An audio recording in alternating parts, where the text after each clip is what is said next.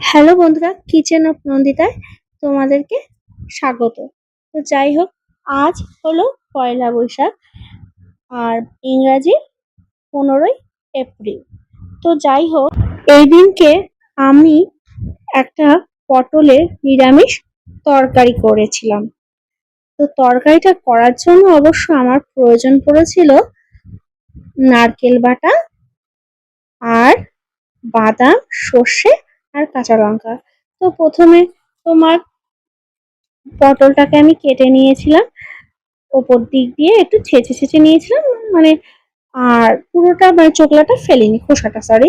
তো যাই হোক, তারপরে নুন হলুদ মাখিয়ে পটলগুলোকে বেশ ব্রাউন ব্রাউন করে ভেজে নিয়েছিলাম। এরপর সব পটল যখন আমার ভাজা হয়ে গেল, তারপর তেলের মধ্যে আমি কালো জিরে ফোড়ন দিয়ে ওর মধ্যে যে মশলাটা বেটে রেখেছিলাম, নারকেল, সর্ষে, বাদাম, ওইটা দিয়ে দিলাম। তারপরে দিয়ে দিলাম নুন, হলুদ আর পরিমাণ মতো মিষ্টি। এরপর মশলাটা কষানোর পরে তোমার তেল ছেড়ে যাওয়ার পরে যখন যাবে সেই পর্যায়ে তোমার ভাজা পটলগুলো আমি দিয়ে দিয়েছিলাম। এরপরে এই পটলগুলোকে দিয়ে আবার তোমার নাড়াচাড়া করলাম। গ্যাসের ফ্লেমটা আমি এই পর্যায়ে আমি একটু কমিয়ে দিয়েছিলাম।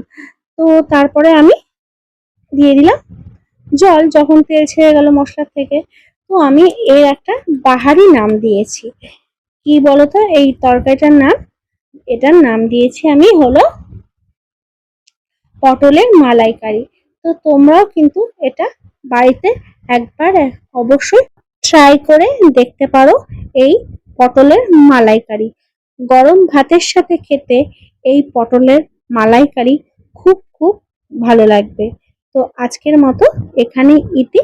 দেখা হবে অন্য কোনো রেসিপি নিয়ে আবার তোমাদের সঙ্গে।